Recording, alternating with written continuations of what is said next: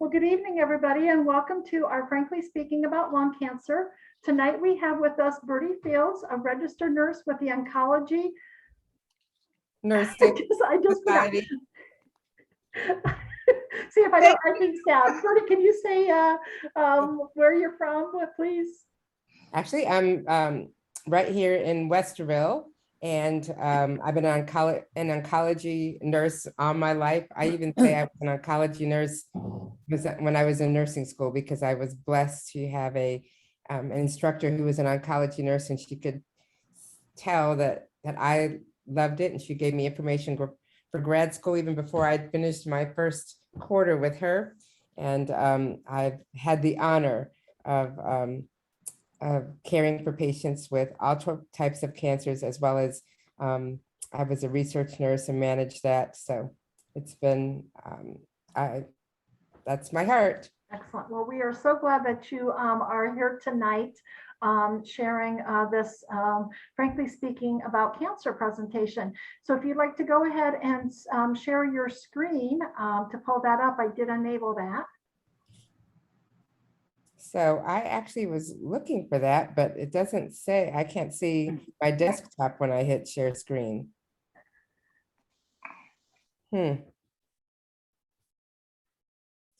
I don't think this is it. Oh, there, maybe. Okay.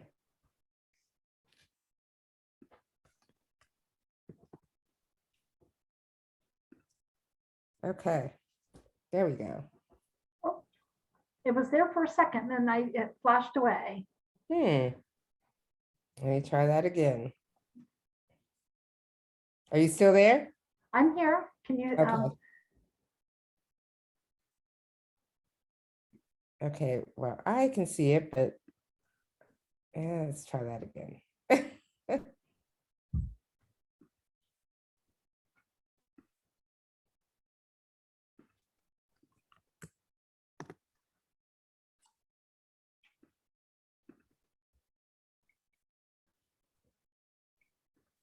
That's weird. I do have it. It's not, I think the copy that I have might be with your misspelled name. That's okay. I can do a screen share on my end. Okay, let's do that, since mine is not being cooperative. Okay, so hopefully everybody has a chance to see that, and let me go to enable editing and slideshow from the beginning. And Bertie, what I'm going to do is I am going to make you a co-host. Maybe that's why that was a problem. I didn't do that right earlier. And now you should be able to advance those slides at your leisure. Okay, maybe not. Maybe, okay, just let me know. And next screen, please, and I'll be happy to do so. Okay. Can everybody see that? Yeah. Of course, I can't see you guys now. Yeah, so is there a section on there, Bertie, where it says maybe a view? Because of on my laptop, I have the PowerPoint, and then I have all four of us on the far right-hand side. Okay, that makes me just see you. Okay, and then there should be all at the top. Okay, yeah. All right, okay. Okay. All right, we can go next. So actually, why did you ladies decide to attend this program? Had lung cancer. You have lung cancer? Had it. Yeah. Oh, had it. Okay. What type? Adenocarcinoma, stage 1. Wow, that is great, great, great. And how about you, Barbara? Oh, Barbara, you're still muted. Thank you, darling. Yeah, I have EGFR, and Okay. I'm still in treatment. And my doctor is Dr. Carbone. Okay, and you can see that Dr. Carbone reviewed these slides to make sure they were medically accurate. Oh, good for him. That doesn't surprise me. So, and Arlene, what about you? I already told you what mine was. Oh, I thought You that want was care? Non-small cell. and early stage. They thought it was stage 1. When they went in there, they found 24 malignant lymph nodes. So it went to stage 3. I've had good CAT scans for 4 years now. Well, that is great and amazing to hear. So we can go on to the next slide. So the program was developed by Cancer Support Community. The content was developed independently, and then outside medical and psychosocial experts reviewed it. So Dr. Carbone got to review. The Columbus Support Community has final control over the content of the programs. It was sponsored by Amgen and Bristol Myers Squibb. And I was asked by the Cancer Support Community to see what presentations I wanted to do, and I wanted to do lung cancer. So we can go on to the next slide. And actually, my name is Birdie Fields. I did get married 2 years ago. I had the Ford name for 25 years because I was divorced and I didn't want people to get confused with my son's name and my name, but I've been married for 2 years now, and I'm not being paid by Amgen or Bristol Myers Squibb. Next. So we'll go over what is lung cancer, how to partner with your healthcare team, and you ladies are the experts actually, and look at treatment options for non-small cell and small cell, how to manage the side effects of living with lung cancer, and you are doing that. And then some questions and answers. And since there's only 3 of you on, you can ask questions, as we go along. So with this tips for living in this strange new land, and you, as I said, you're successful. I'm sure you've educated yourself, have built a great support system, and certainly having hope and courage, because sometimes when people hear that diagnosis, they don't even want to try to fight. But you've shown that it's certainly worth it to fight. So what is lung cancer? So it is the second most common cancer in both men and women. And in women, the number 1 is breast, the men, the number 1 is prostate, and we're kind of equal with colon cancer being 3rd, but it is the deadliest cancer of both men and women. There are 2 types of lung cancer. There's non-small cell and small cell. So all of you ladies have non-small cell. About 85% of the cancers are non-small cell, about 15% are small cell. And even though lung cancer in itself is a tough disease, small cell lung cancer is very aggressive. And sometimes it has so many different symptoms that you can move on, that some people it's hard to get their diagnosis right away. So lung cancer screening has actually just come about in the last few years, which makes sense. We have screening guidelines for breast and colon and prostate, but the number 1 killer, we didn't have guidelines. So if you are at risk for lung cancer now, it's low dose CT for lung cancer screening, and it's for people who are high risk. So those are people who currently smoke, who've smoked and have quit within the last 15 years and have a history of 30 pack years. And what that means is, say you smoked 1 pack of cigarettes for 30 years, that would be a 30 pack year history. Or if you smoked 2 packs of cigarettes for 15 years, that would be a 30 pack history. And it's for people ages 55 to 80. Yes, people do get lung cancer sometimes earlier than 55, but the majority are in that group. I was telling a friend about this. Now, what does this actually mean? That he can go to his doctor and say, since I've done this, I want a CAT scan and there's no questions asked on that, insurance covers it? Is that what you're talking about? So if they're between, if they're between 55 and 80, they're current smokers, or they have smoked within the last 15 years, or if they have this 30 pack year, yes, they are eligible to be screened.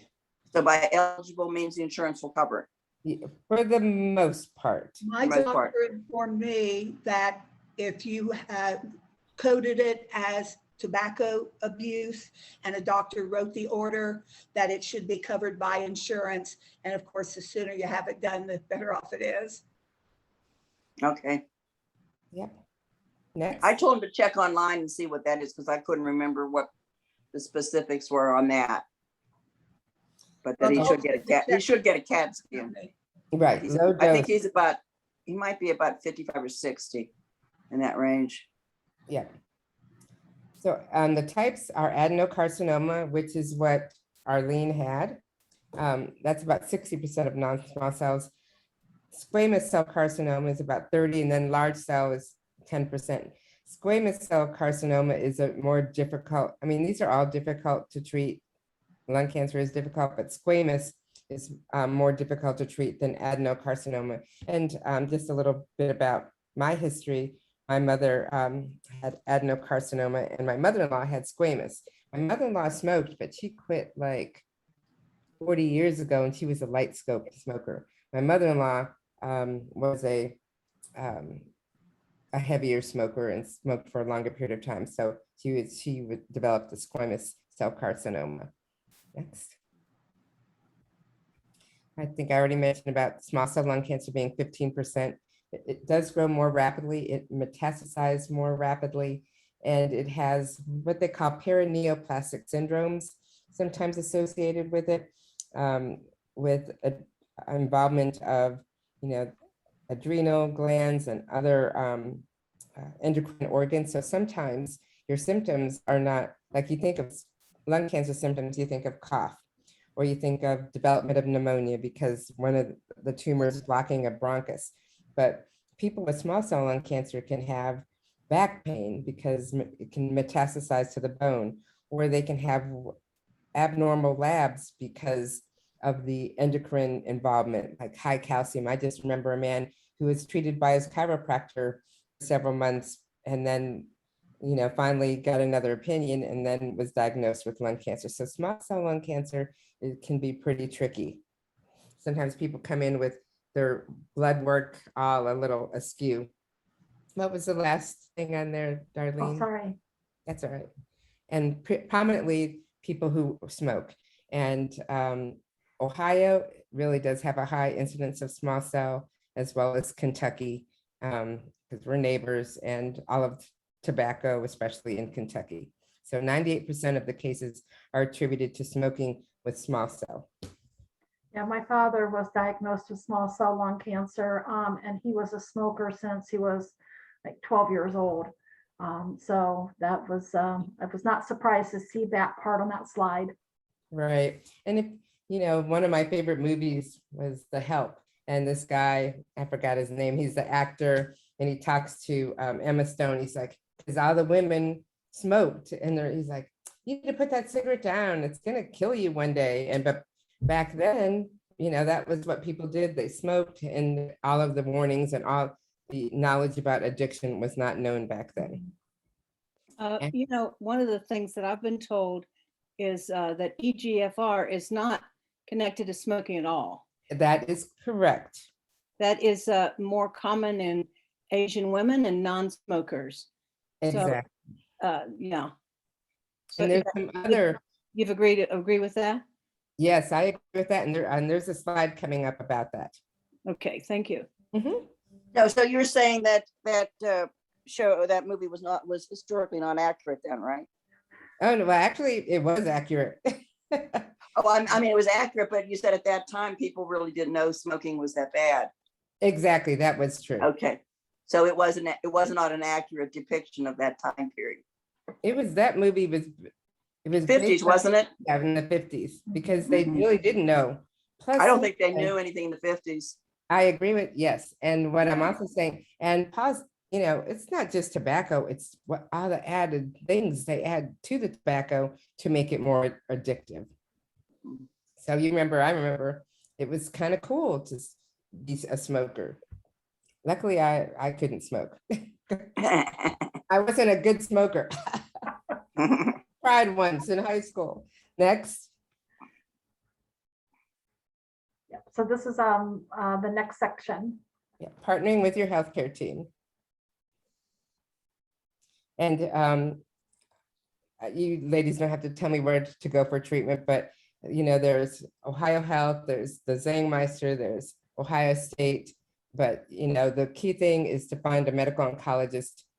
And a lot of them, not just the James, but the others also treat lung cancer. You need a surgeon, you have to look for someone who's board certified in thoracic surgery. You may have the opportunity to have radiation.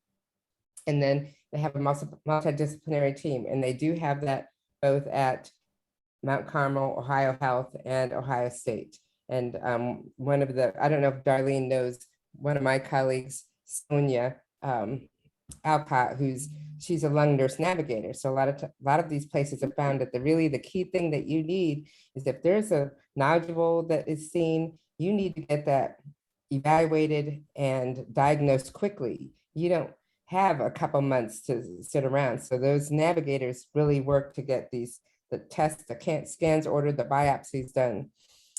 Communication is important. So the key thing is for you to feel comfortable and be with somebody that you trust. Dr. Carbone is great and Ohio State is great, but unfortunately they can't even handle all the lung cancer cases. So and they have very good physicians at both of Ohio State and Ohio Yeah, Health. I went to the James, and the oncologist that I have is the geriatric lung cancer oncologist.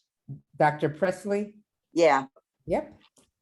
And I was kind of surprised they got it down to the point she only handles, geriatric. I think it's over 55 or 60. I forget what the definition is.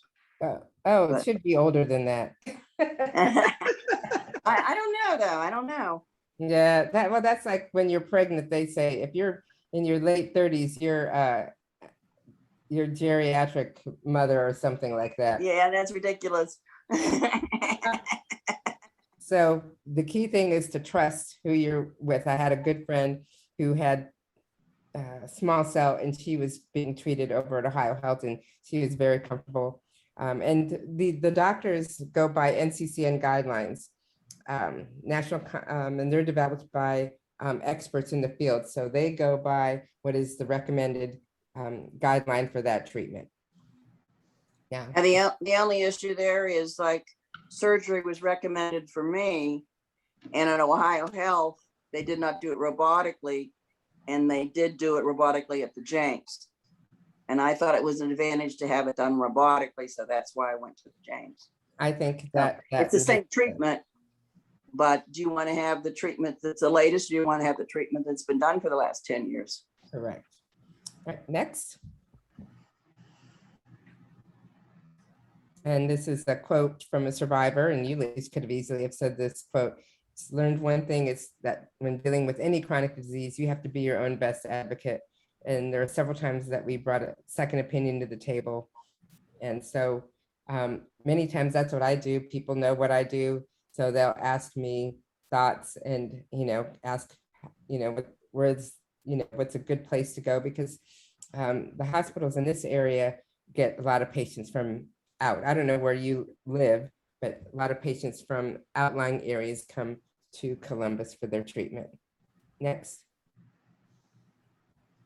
So I'm sure this is just, you ladies have all done this, and you and Arlene, you wanted to have robotic surgery. So you take your questions to your appointment, write things down, bring a friend. And I know that during COVID, that was hard to do because your friends weren't allowed to go with you.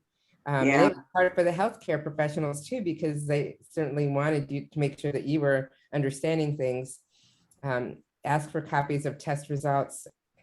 When people say, tell me things, and I'm like, what did the lab say? Oh, I don't know. Or, just having all that documentation, it's so much easier now because you have access to more medical records because that's how things are. But before, you wouldn't know what was in your medical record. And making sure you talk to your doctor about other medications you're taking. And that's especially true with a lot of the treatments for lung cancer, because there's a lot of interactions.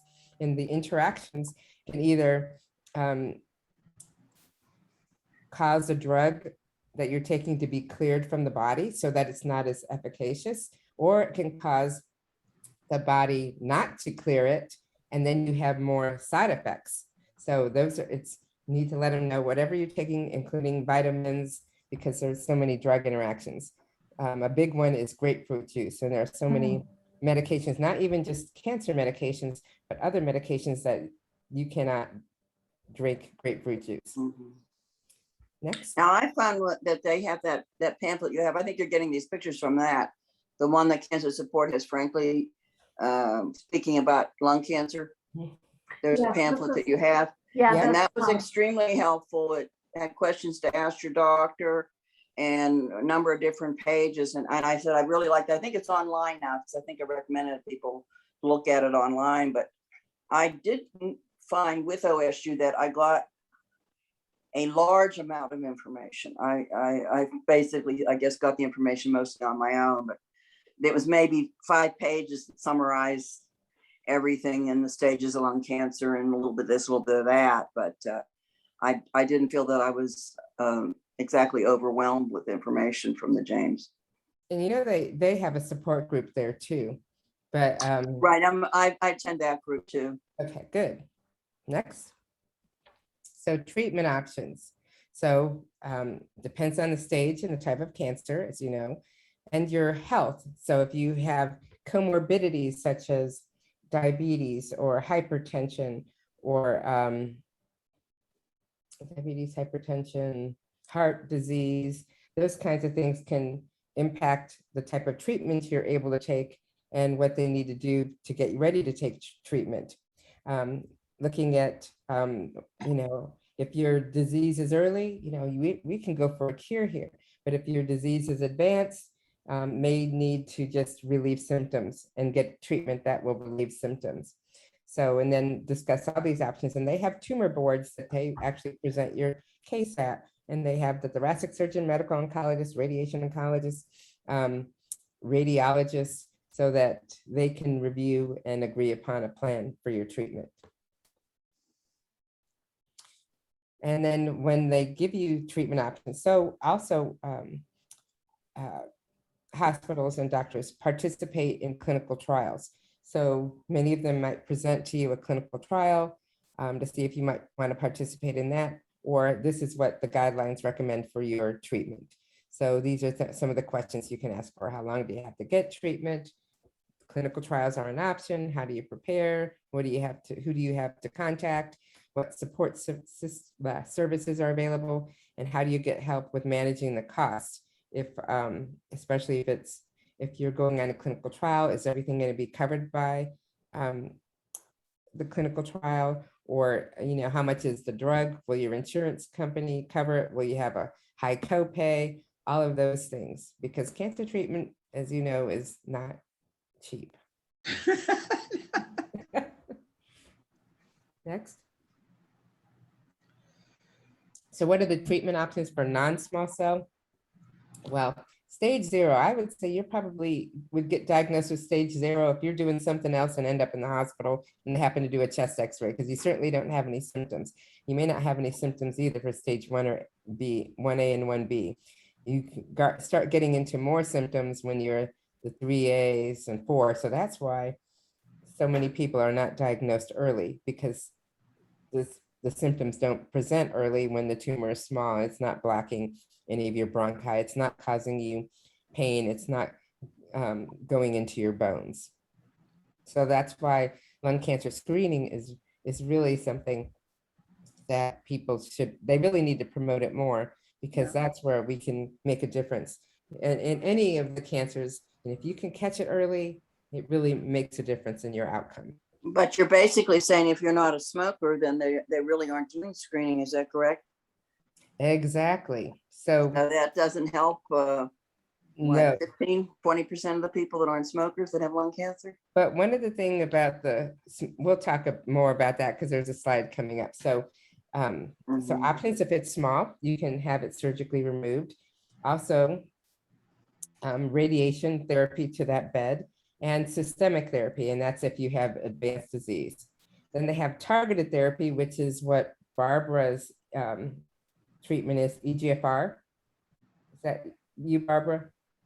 You have the EGFR mutation? Yes, it's EGFR. Targeted therapy. And then the newest rounds of therapy are immunotherapy, which is such a shock that it works in lung cancer, actually, because immunotherapy it wasn't really considered a disease that was receptive to immunotherapy, like maybe melanoma might be, or renal cell. But in 2018, immunotherapies became a great option for patients. And we'll talk about some of what those are.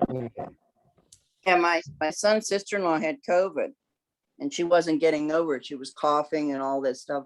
It wasn't a real bad case, but they did a bunch of testing and it turned out that she had stage 3 lung cancer. Wow. So the COVID may have saved her life. She had to go through, she did surgery and chemo and she needs radiation. Wow. But You're they right. live in Newark, and she comes in for that. And I think she's going to do her radiation here. And I think it's what, 5 or 6 weeks, and she's going to Amazing. drive in every day. Yep. 5 weeks. So there's different ways that the tumor can be removed. They can take a little wedge out of your lung. They can remove the entire lobe, or they can, because you have 2 lobes and 3 lobes with your lungs, or they can remove the entire lung. And all of those have, I mean, that's a tough surgery to have. And Yeah, you tell us. radiation therapy. You're talking to the choir, we know. Yes. Radiation is, people think, oh, good, I'm not getting chemo. Well, radiation has its side effects too. Yeah. And depending on where you're having it, it can cause your blood counts, it can cause skin reactions, it can cause trouble with eating, it can cause nausea and vomiting. So radiation, the effects are wherever the radiation is being directed, but it targets those cancer cells and unfortunately the good cells. And then, go ahead. Oh, I'm sorry. I had a question about the radiation. I had my radiation a couple years ago, but now I'm having some side effects, pain in the chest area. And they're saying that it might have been caused from the radiation. I'm just surprised that it's been so long since I've had the radiation and they're getting worse now. So that could be pneumonitis, inflammation of your lung tissue. That's a possibility. Is How that about scarring? Would that be an issue? Scarring from radiation? Because that's what ended up, what I ended up with. It really scarred my lungs badly. Yeah, so just make sure that they do a chest x-ray to look at that. Well, he has done a lot of tests, and I've had a lot of other tests done just in the last couple of weeks. Okay. But the bottom line always is, well, it's probably from the radiation treatments. So, I'm just wondering if that's a common. It thing is. It to is. show up years later. Yeah. Mhm. And if your tumor is caught early, you just may need surgery and radiation. But and if your disease is more advanced, you'll need radiation as well as chemotherapy or targeted therapy. But radiation is one of the key treatments for lung cancer. Yeah, I had the radiation and the chemo, and I had surgeries before that, but now I'm on a clinical trial. It's a chemotherapy drug. But the cancer is actually under control, and I'm just having side effects now that are kind of interfering with life. Barbara, is it a drug for the EGFR or a different type Yeah. of? Yeah, It's targeted therapy then, huh? it's targeted therapy. Yeah. Okay. I have that EGFR mutation too, and I was just wondering about that. Okay. Uh-huh. So I think we'll get to a slide here about those targeted therapies. Okay. Thank you. So we have IV therapies, and cisplatin and carboplatin had been around for a long period of time. Carboplatin, they believe, is a little kinder, gentler than cisplatin. We have Taxotere, which is a tough drug to take. Etoposide, gemcitabine, which is kind of a little more gentler drug to take in combination with cisplatin.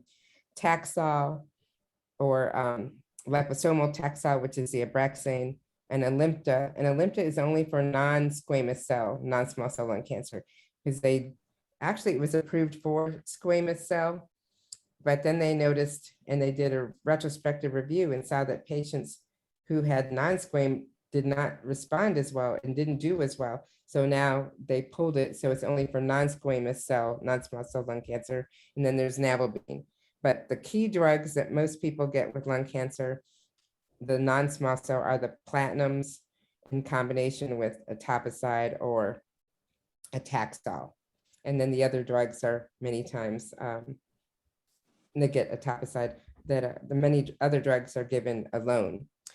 Well, sometimes they mix an immunotherapy with one of those, don't they, too? Yes, so yes. So here are the, so before 2003, there was nothing that came up, well, it was even probably 2006. So a drug was approved, gefitinib, for patients who had the EGFR mutation.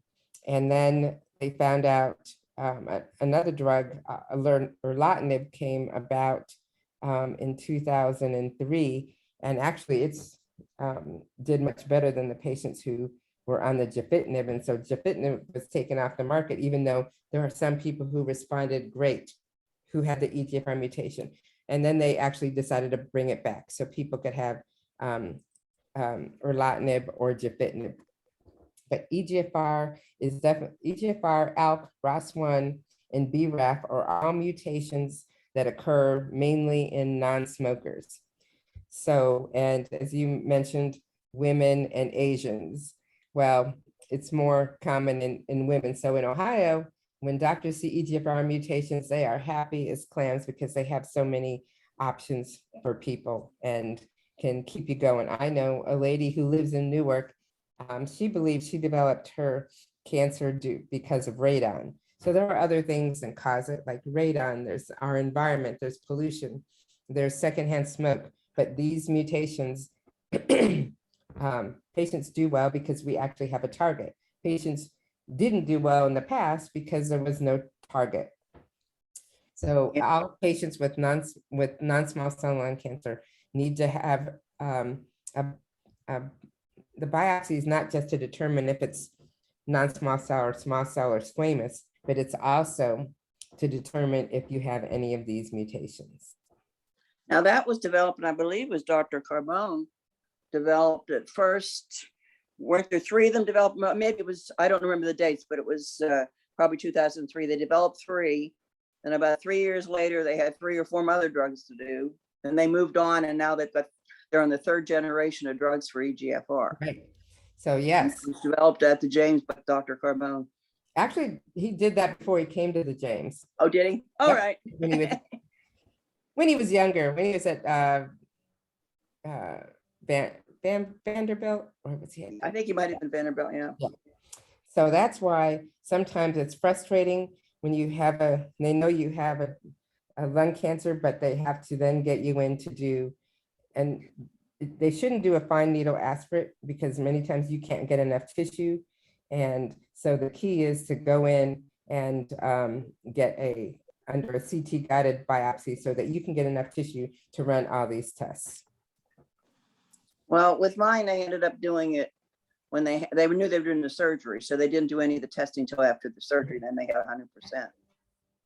And then, so Ohio State does a lot of their testing in-house, but there's a company called Foundation Medicine where a lot of hospitals send their patients to, and you get a report. It's like, 25 pages. So not only does it say what mutations you have, if you have any, but also it says, oh, there's clinical trials for this or clinical trials for that. So it's a pretty thorough report that they provide back. Yeah, I was told by an oncologist that it might have been one of these frankly speaking ones about 3 years ago when I first had lung cancer that Ohio Health does not test for any of these markers. Yes, they send it out. No, they said they do not run the tests at all because insurance does not cover it. Oh, no, that's not true. They have to. That's what he said about 3 years ago. Yeah, I questioned him on it. Yeah, that's not true. He said that they would test it if the cancer came back, but they do not routinely do biomarker testing. No, they have to do it in order to, because there's no way you want to be treated with chemo if you have EGFR mutation right up front. Yeah. I mean, that's what I said. I couldn't believe it. And I did question him on it. And that's what he said. So. All right, next. So they do have some liquid biopsies. So new companies have come out with ways to do testing that are not so invasive, but they can still miss up to some of the markers. So the doctors really still like to do tissue. And sometimes it takes a while to get the results back, 10 to 2 weeks, which if you're the patient, that's very anxiety provoking, but that's why it's important for them to get enough tissue from the start so that you can start your treatment plan. Next. So these are all the targeted therapies. So I remember a lady coming to talk, and she, wow, this is, so you talk about, she was actually in a not a good marriage, and she was a professor, and I think her husband was a little abusive, so she went to the hospital and with an injured rib, and actually they did a scan and found out she had lung cancer. She had 2 young teenage boys. So she has since left and divorced her husband, but she does credit him for at least, you know, that she was had to go get this chest x-ray. But there's, for the first drug that was for the ALK mutation was crizotinib, and then along came alectinib, brigatinib, ceritinib, lorlatinib. So we have first generation drugs and then drugs that are made better each time. BRAF was actually first approved in a certain melanomas, but now it's dabrafenib and trametinib are, and another drug, zelboraf, are used for patients with the BRAF mutation. And then you mentioned the EGFR. So initially it was gefitinib, then it was erlotinib, then now osimertinib, and they can give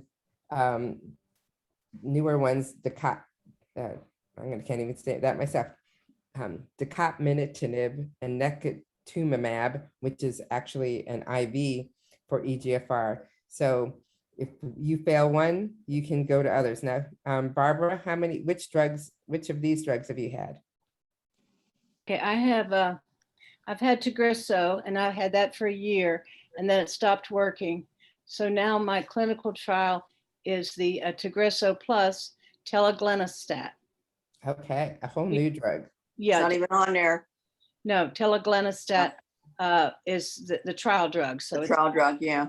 not listed. But the combination of those two, and I started like last September, so it's been almost a year. Wow. So and they're very pleased that the study people.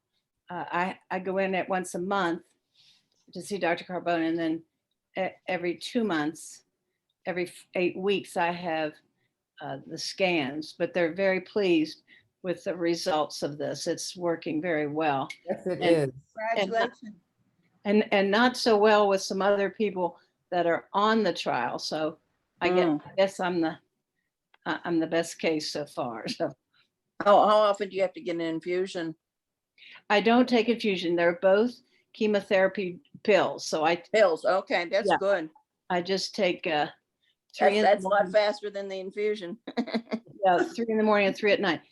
So, and I haven't really had any too bad side effects until recently, but like I said, they're kind of, it's not because of the cancer. It may be a little bit because of the drugs, but it's mainly they are attributing this to the radiation. Radiation, yeah. And how about you, Arlene? Basically, I just had stage 1. I don't need Oh, any type of And even though you have chemo radiation. But I was in a trial, a clinical trial prior to the surgery, so I know a little bit about that stuff. Okay. So then there's another mutation called the MET. So they have Tabrecta and Metco for that. And NTRK is actually a mutation that's in a lot of different tumors, especially like sarcomas, but also is in lungs. So if anybody, whatever your diagnosis is, and you have the NTRK mutation, there are drugs for that. Same thing for RET, ROS1, crizotinib, and entrectinib, and then VEGF. And VEGF is a substance in our body that is secreted by the tumor, and it causes blood vessels to grow to the tumor to cause it to metastasize. And one of the first drugs that would cut off the blood supply to your tumor was Avastin, and Avastin is used in colon cancer, it's used in lung cancer, it's used in renal cell cancer. So, and actually one of the doctors who was from here in Columbus, Ohio, he went to med school here. Dr. Judah Folkman was the man who Oh, discovered. yeah, I've heard that name. Yep, yep. Next. So immunotherapy finally came about in 2018 and there's multiple immunotherapies and you'll see, but it actually boosts our own immune system to kill the cancer, but it also helps the killer cells to kill the abnormal cells. So our immune system sometimes can work against us, but so what immunotherapy does is opens up the opportunity for our immune system to detect the cancer cells so that our immune system will kill it.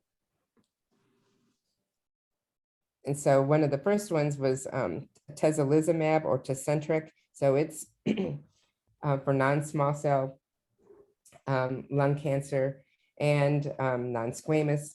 And actually there's a test that they do for that. So there are substances called PD-1 or PD-L1 that can prevent the cancer cells from being detected by our immune system.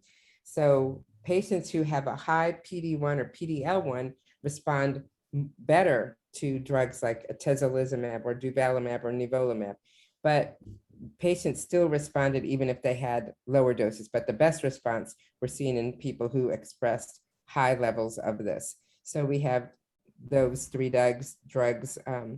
And sometimes the nivolumab comes and goes from the NCCN guidelines, but it's back on again.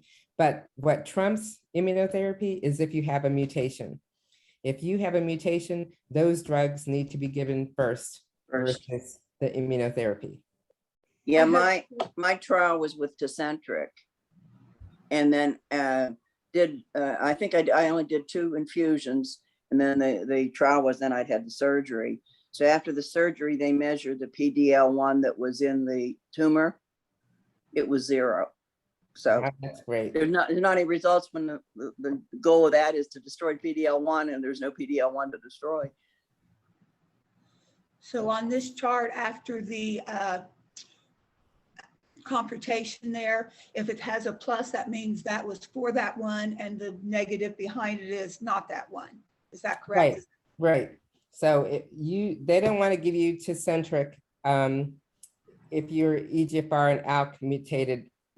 You want to get the drugs that are for those first. Okay. And if you progress, if there's not another EGFR that they can give you, then they can go on to immunotherapy. But you have, really lung cancer is kind of becoming a more chronic disease because they have so many treatment options now where they didn't have before.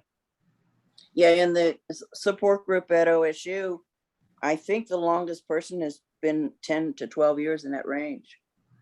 And essentially that's what they do. They'll try this one and it'll work for 6 months, a year, 2 years. Well, then we try the second one and they just kind of go from one to the other to the other. Right. And it's just kind of amazing that all they've been through with the various things. I feel like a baby that doesn't belong in that group. You know, but they have been through so much. It really is really kind of encouraging to know there's those many options. Exactly. It really is. And a lot of these drugs didn't become available until 2015, 2016, 2017. Right. So not that old. Mm-hmm. Next.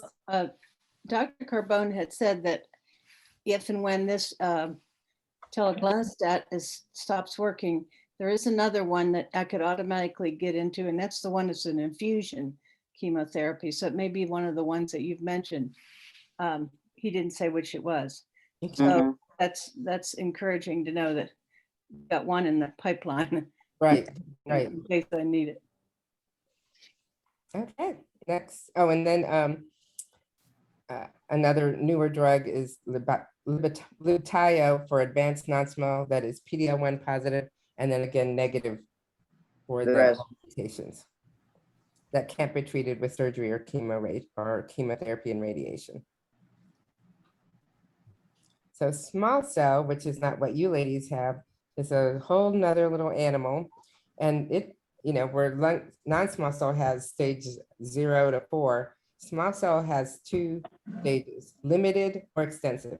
And limited means that it can be treated with radiation. Extensive means that radiation cannot cover the whole field of how expansive the disease is. But I can tell you that most patients are diagnosed with extensive, unfortunately. Can be used, but it's not possible because, again, if you're diagnosed with limited, you can possibly get surgery. But if you're with extensive, you cannot. And a lot of the chemotherapy, that platinum is there again, carboplatinum, etoposide, but there are Taxol, Navalbine, but some other drugs that are available for these patients, lurbinectedin, which was just FDA approved a year ago for patients who progress after they've failed a platinum. Topotecan was around for 20 years, so many doctors are now using the Zepzelca versus the Topotecan. So actually, finally last year, a new treatment, an IV treatment became available for these patients, and there's more coming down the pike. They can have radiation therapy too, as well as laser therapy. But the small cell lung cancer, the disease is much more aggressive than non-small cell lung cancer. Yeah, I knew someone that was using Tecentriq for bladder cancer. Yep, that's It had already been approved by FDA. I don't think at that time it was approved for lung cancer. It might be now. Yeah. But she'd been doing it a number of times. And what she did tell me is, she said with the infusion, she said, it's like 3.5, 4 hours, whether you go to the James or you go to OSU East or anywhere you go, you're still spending 3.5 to 4 hours doing it. So she's just basically, I think, telling me that it doesn't get any faster no matter where you go. Yeah. So yes, it was FDA approved in bladder first, and then like 1.5 years later, it was FDA approved in lung. And a 1.5 years later, okay. So I haven't seen her since COVID. I saw her at the gym all the time. I haven't seen her since COVID, so I just wonder if how she's doing. Yeah. So then we have Pembro, which is for any type of advanced cancer that tests positive for MSI high or high tumor burden when prior treatments don't work, and a lot of doctors use Pembro. And then, of course, there are targeted therapies in clinical trials now, as Barbara, you can attest to, that you are actually involved in clinical trials. So you can go on to clinicaltrials.gov and see all of the other different trials.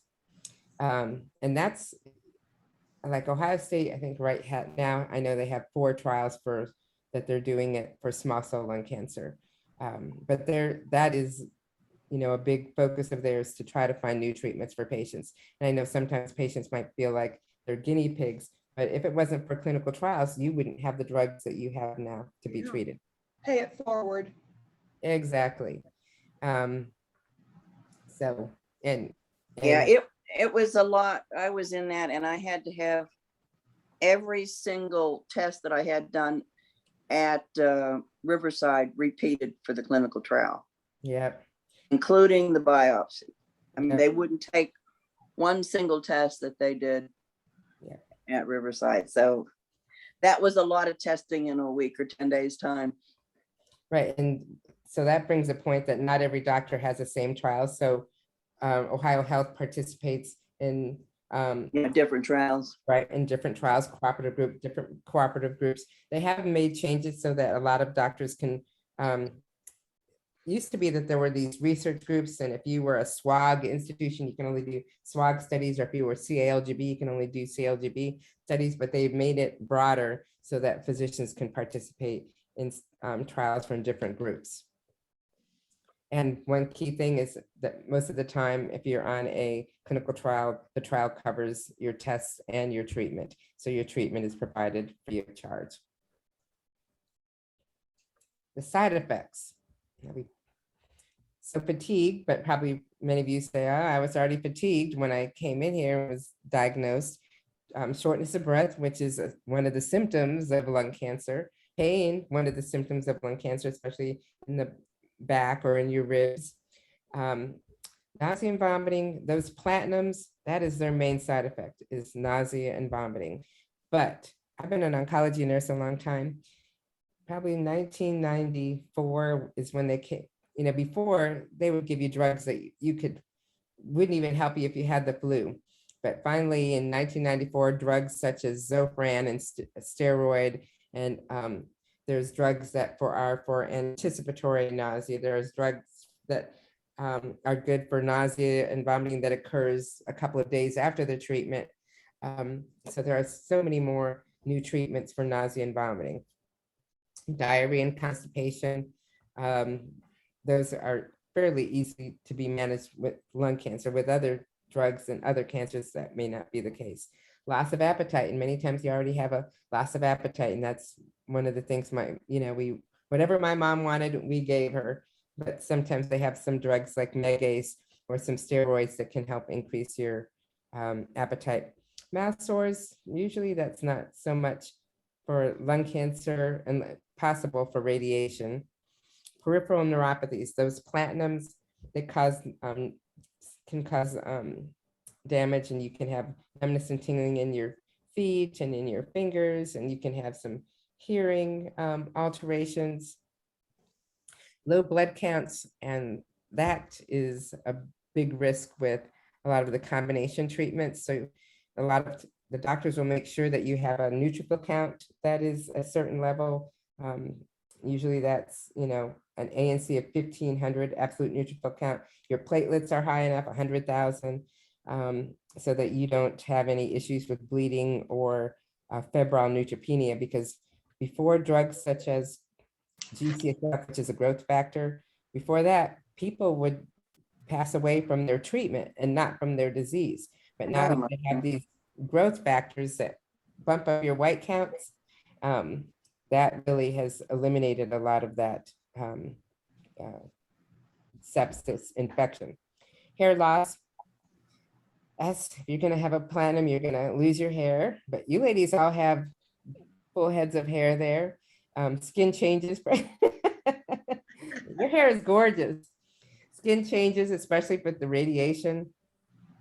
Sexual reproductive changes because of the treatment. And then of course, anxiety and depression over the treatment and over just having your diagnosis. And that's why support groups are such a help. And again, a lot of people well, they said that was a side effect of my treatment. I don't need to tell them. They still need to know, because they can give you medications to counteract the side effects. Fatigue, pain, and breathing, they're all treatable and manageable. And Dr. Presley has a clinic, or a palliative care clinic. And so palliative care is not hospice. Palliative care is how they can manage your symptoms. They even send people to pulmonary rehab when you have lung cancer. So there are so many things that can be done to manage the side effects and for you to be living your best life while going to this treatment.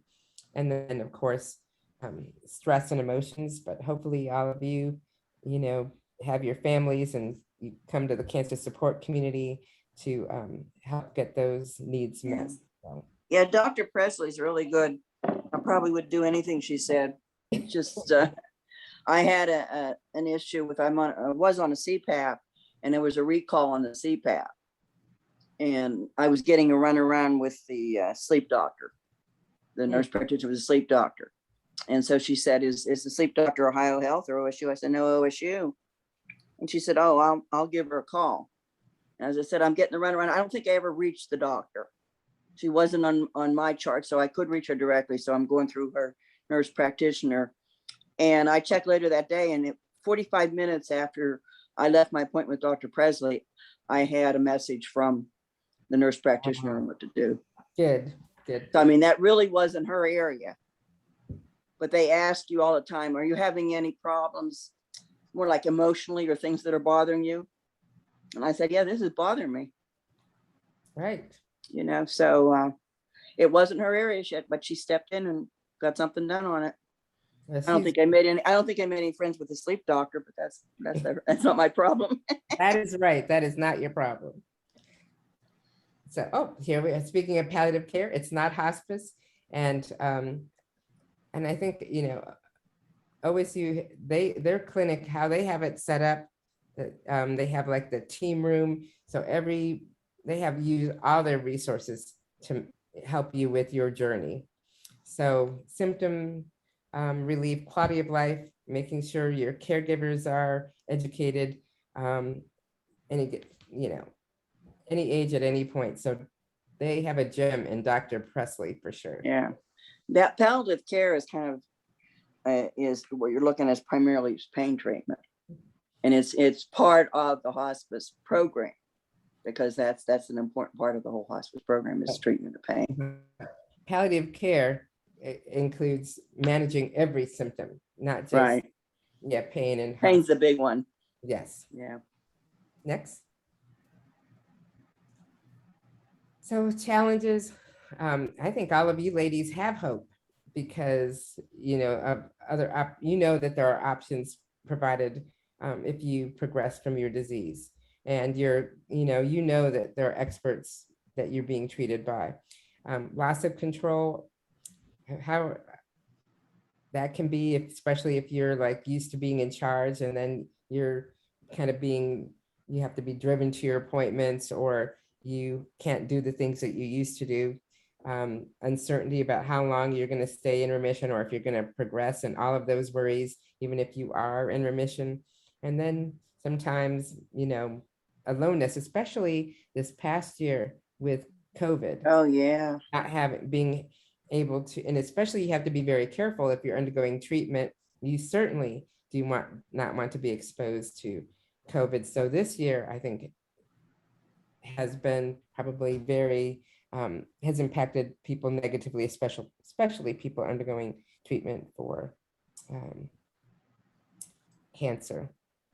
So challenges, none of you, guilt, anger, and even blame, and especially if you're were a smoker in the past, but that should never be, no one ever should be blamed for that, because smoking is an addiction. And I hate when I hear people say, oh, I wish they wouldn't smoke. It's very hard, and there are new treatments for for patients, people to try to get quit smoking, but it is a tough thing. I've never smoked. I'm not going to judge someone, but I'm sure if they could. And smoking is self-medication, and there are just so many things in life that are difficult for people. That's one of their ways.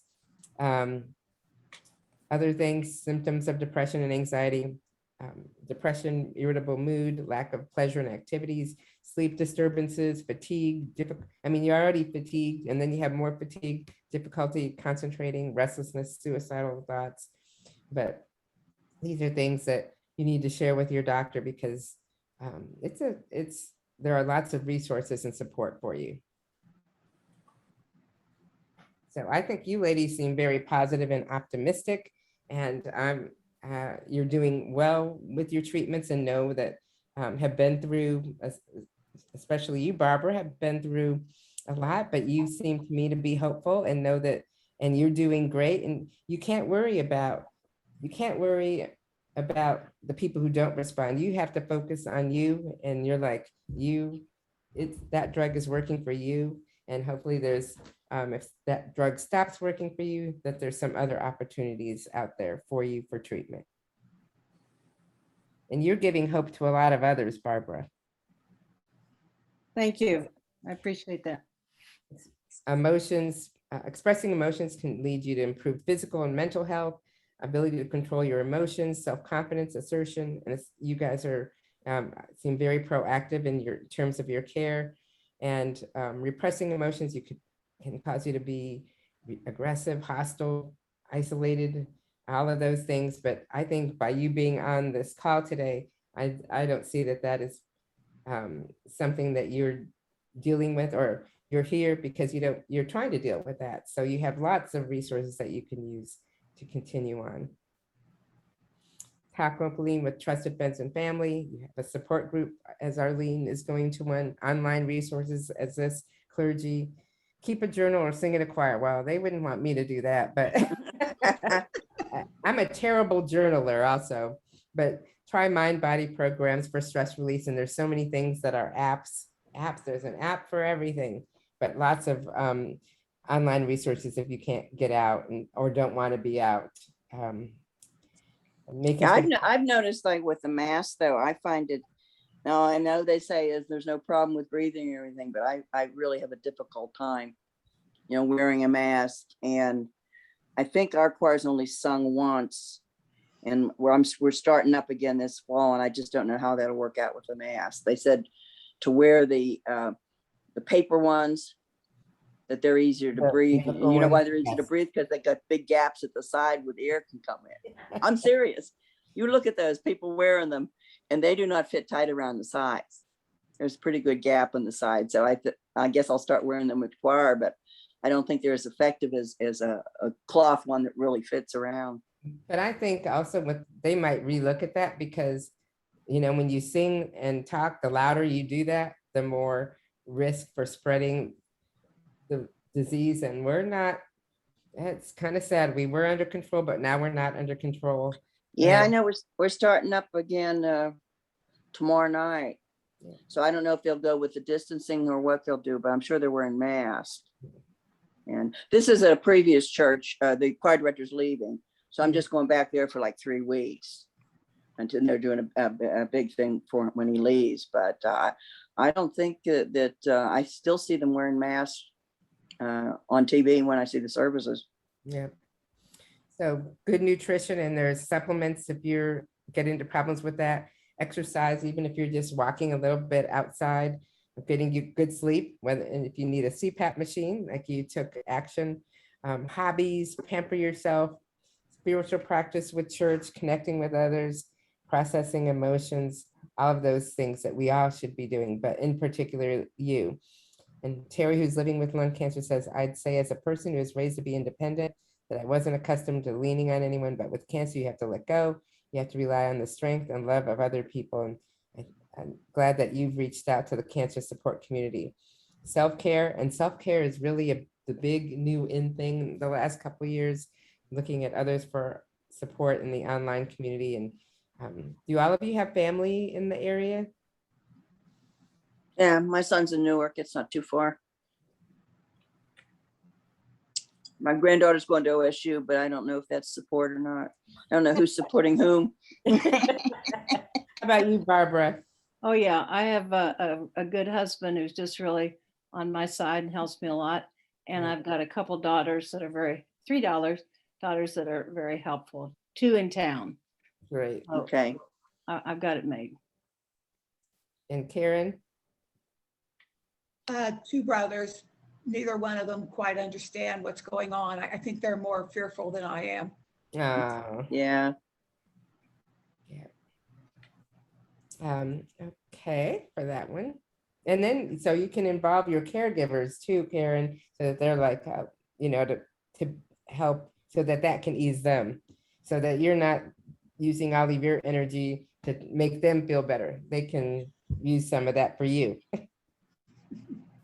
And then of course, the legal documents that everyone should have, no matter what, is a living will and a healthcare proxy or medical power of attorney, financial power of attorney, and a will.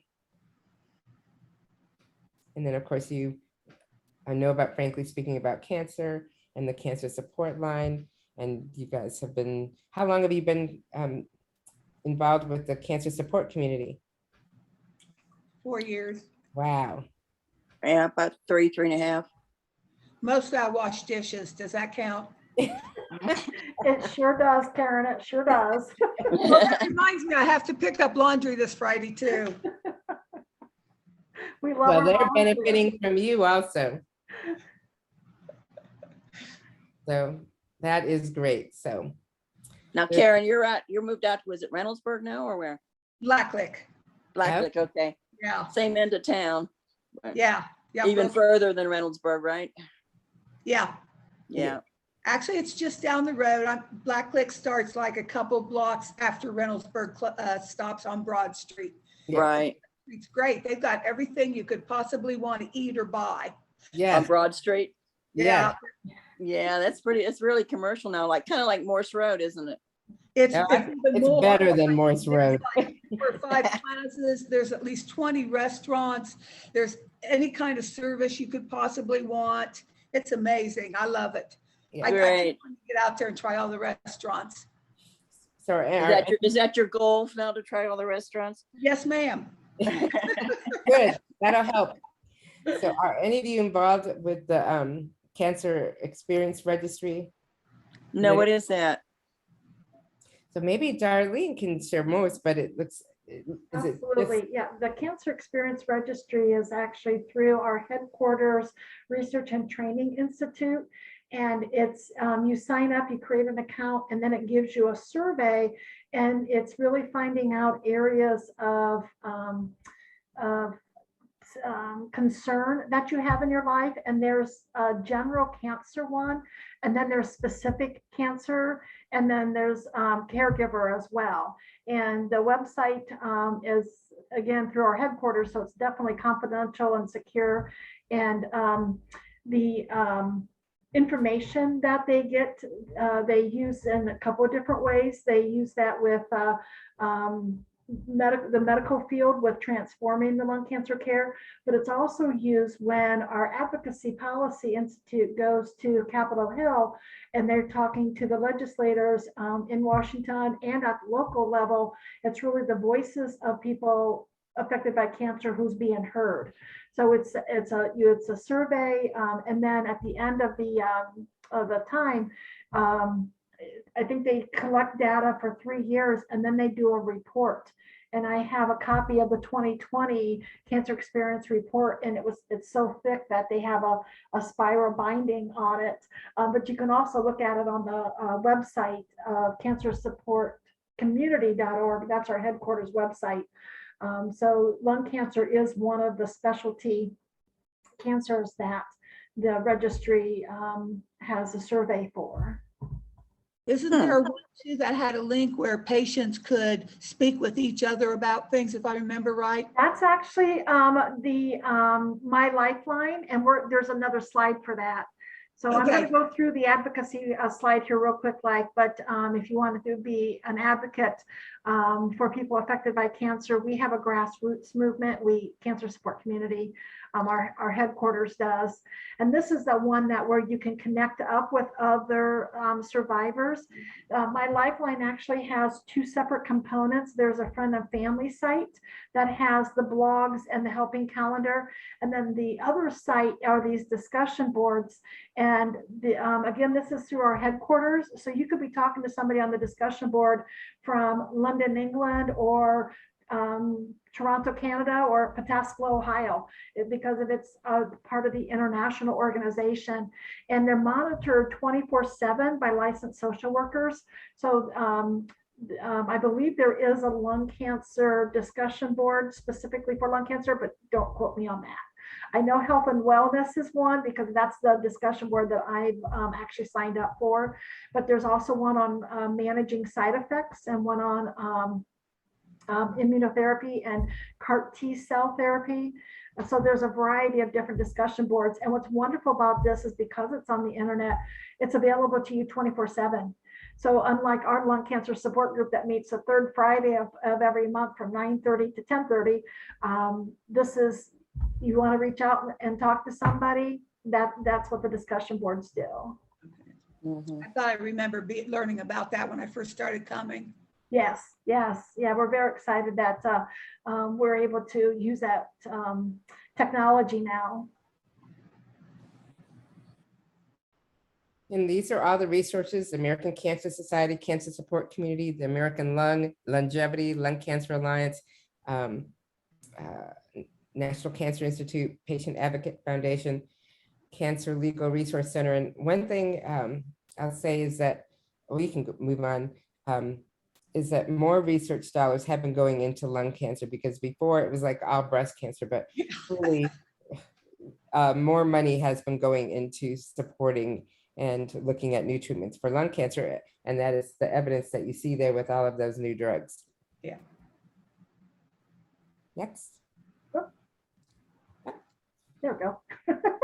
Sorry. Any questions that you haven't had a chance to ask?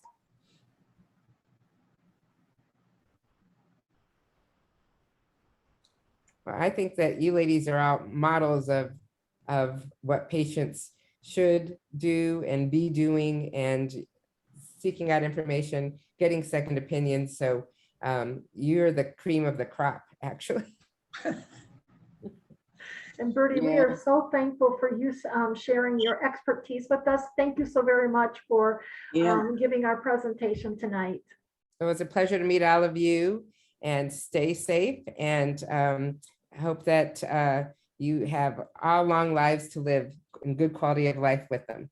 Thank you. Thank you, Bernie. Thank you, Bertie. You're Now, welcome. I will be sending out an email with a link on the evaluation for tonight. It's not evaluating Bertie or myself, thank goodness. It's evaluating the program itself, and that link will go right directly back to headquarters. Angie or I never get to see that. So we do, as part of our agreements, we got a grant through headquarters to be able, let me stop recording. I think I can do that.